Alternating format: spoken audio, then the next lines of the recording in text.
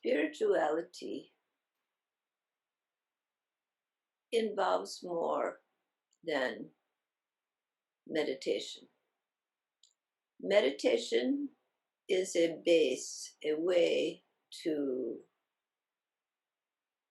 quiet the mind from all of the distractions in life and bring it into silence. It is one thing to bring the mind into silence, to withdraw your attention from all of the distractions of daily life and practice the discipline of focusing your attention upon the great. But what is the great? What is Parama Purusha? When you attempt to focus your attention on that divinity, it evades your constructs. It evades your understanding. So it is hard to focus on. It is a little fuzzy. So you say a mantra, you do a visualization, you just think about quieting the mind. But is that Parama Purusha?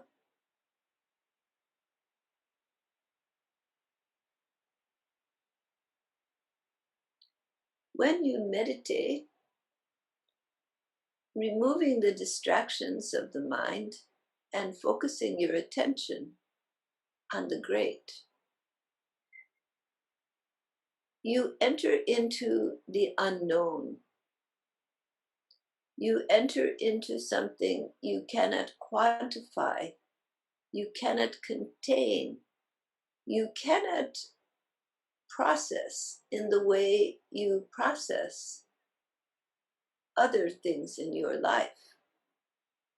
The normal habit of the mind is to focus the attention on something, then quantify it, qualify it, define it, and contain an understanding of it.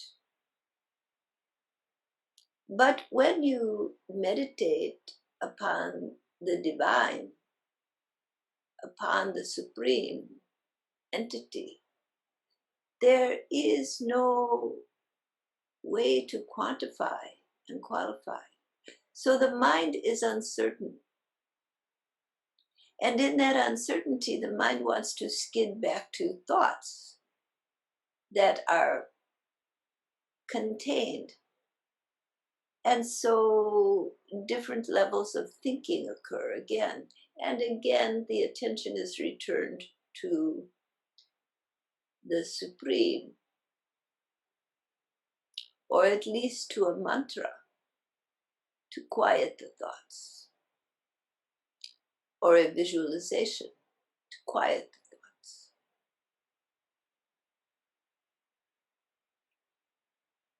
But again, when the mind tries to concentrate attention upon the supreme within the context of meditation,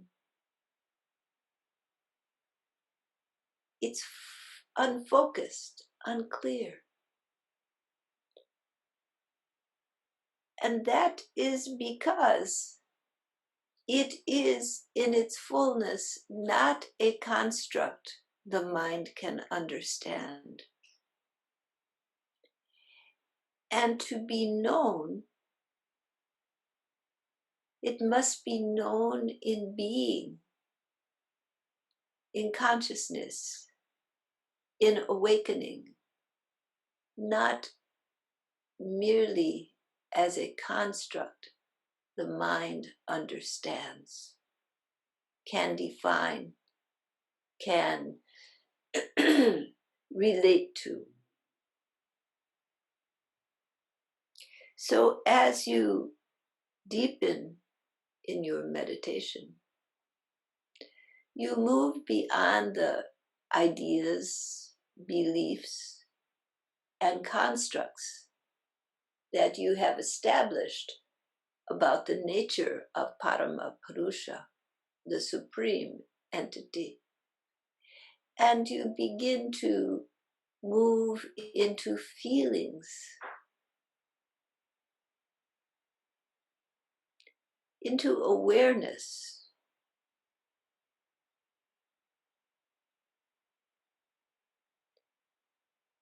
And as you deepen, something opens up, something that you cannot remember entirely afterwards. You simply remember the idea of it. But that which opens up is not merely an idea. It is being. It is love. So love is not something that can merely be talked about. You can talk about love, but the idea of love does not contain love. Love must be felt. Love must be known on a different level than ideas.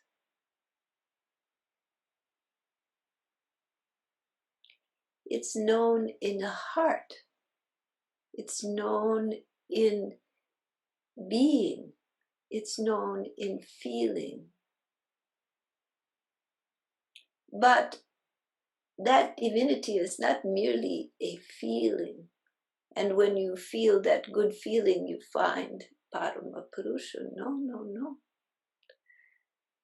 All feelings are contained within that divinity, as all forms are contained within that divinity. So Parama Purusha is not merely a feeling.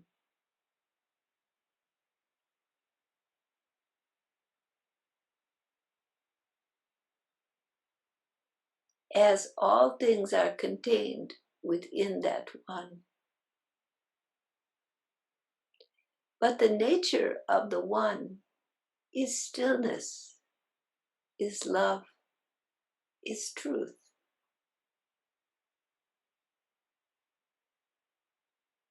Known with the feelings, known with essential being, with consciousness, conscious awareness.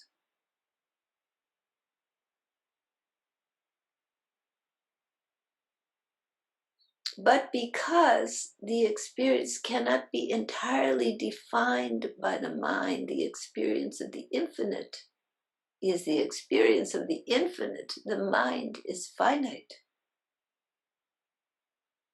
So the mind only remembers the idea of the experience.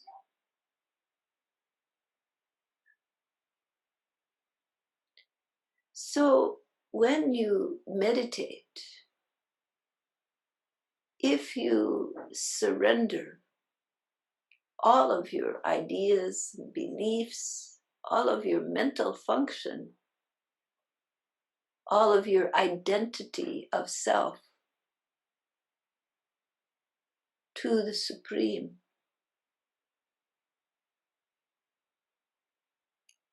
then you go beyond the mind. You go beyond the thoughts. You go beyond your constructs and ideas. And in that direct experience, you know the touch of the infinite. Sometimes only for the shortest moment, sometimes for a long time.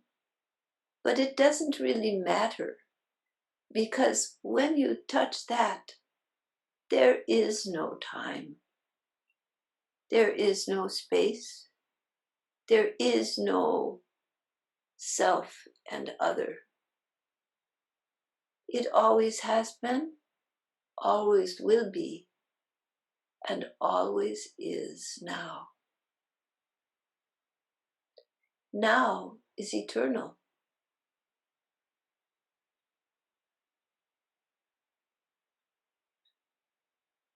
the mind records, it was only a moment of my meditation, or it was my whole meditation.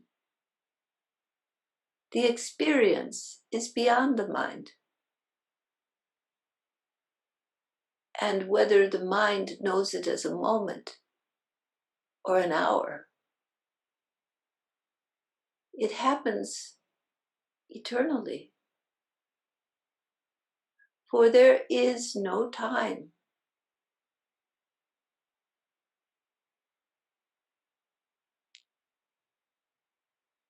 In the infinite.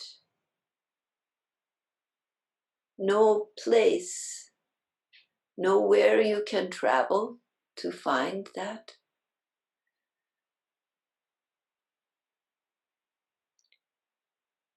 And no self. One eternal, infinite whole always is.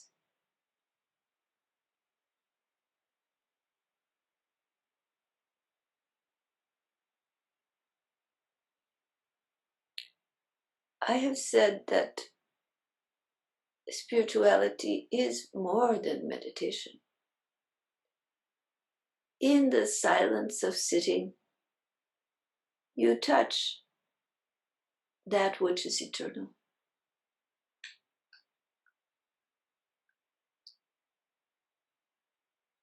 But then you return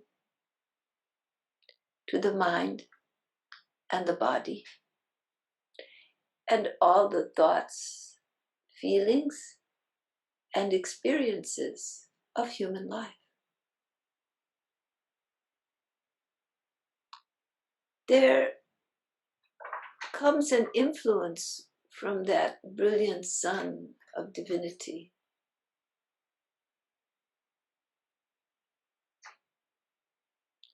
And that influence is the wave of spiritual life.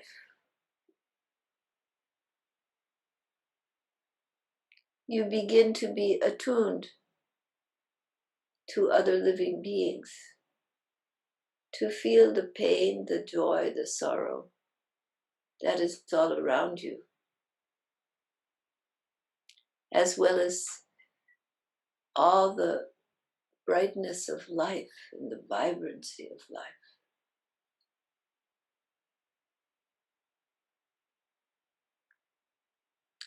And as you have more and more exposure to that infinite divinity, that infinite one,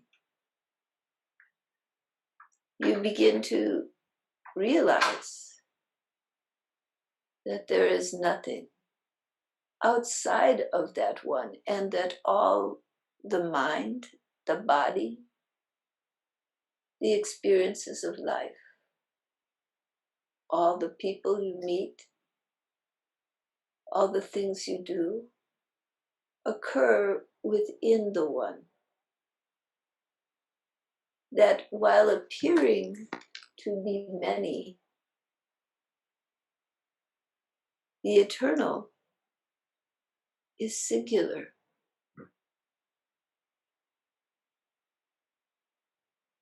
While appearing to be mind,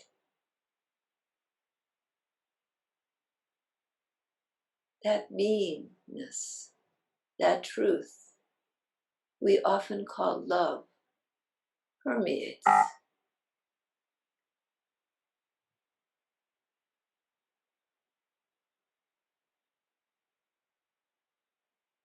There is nothing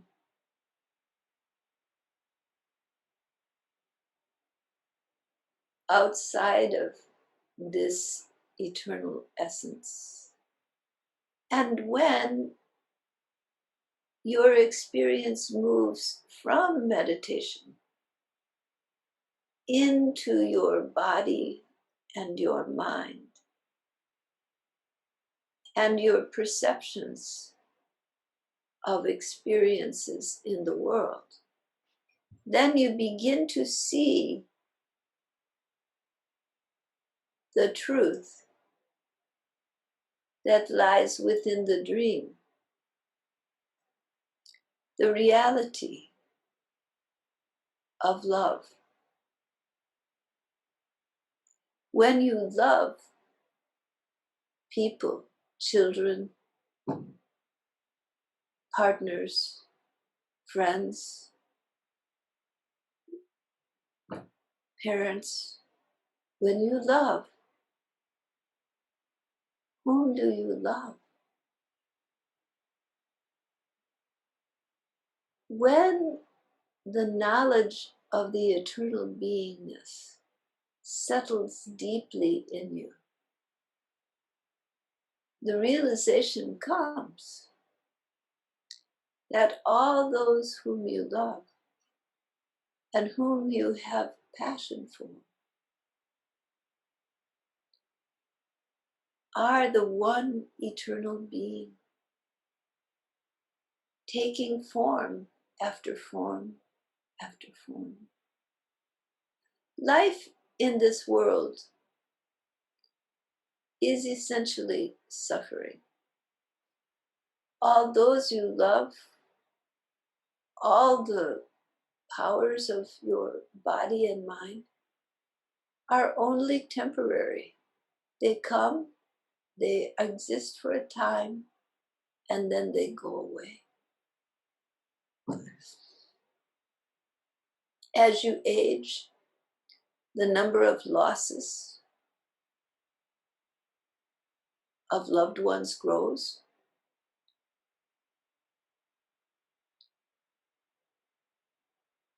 And the pain of loss is a part of life, is it not? For everyone you have loved dearly and still love, who is not in your life, there is a loss. For those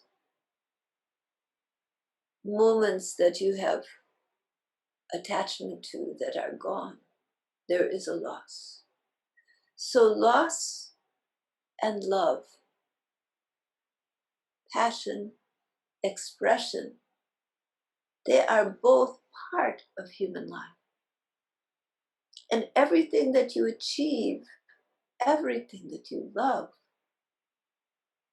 is temporal in form, but in nature, eternal.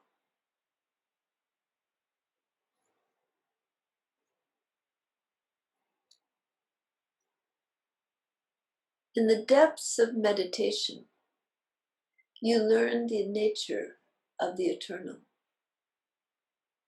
Your heart softens. You surrender and melt into that infinity. But it is only when you take that knowledge and apply it, when your life begins to be permeated by it, and you are saturated in surrender to it, that you begin to see that all that you have attached yourself to, all that you have loved, is the one essential self, is the beloved of your heart, taken form. But that beloved never leaves you. It goes from form to form to form, for it shines through many forms. Those with whom you have the most resonance, you bond.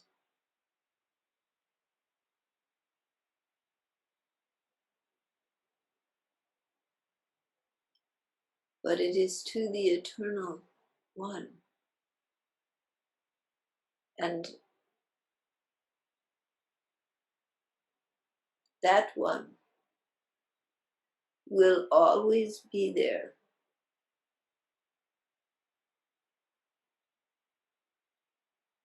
When there is deep enough surrender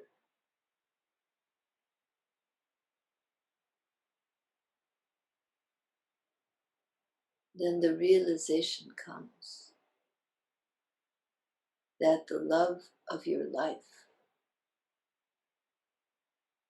appears in countless forms and will never leave you.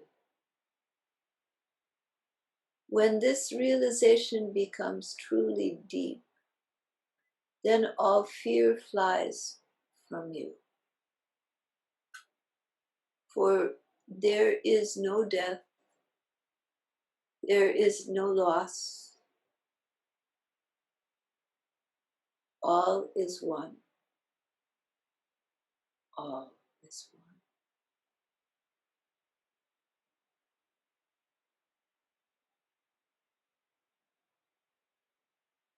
This is the true depth of spiritual understanding, the way of spirit and spirituality. It is not only meditation, but it is your entire life. It is the way to freedom, the way to love that does not end in pain.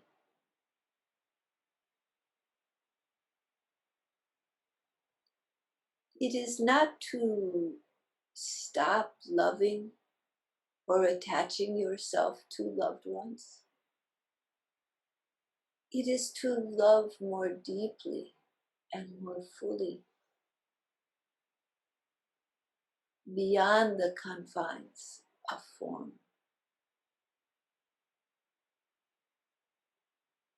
That is the way of spirit.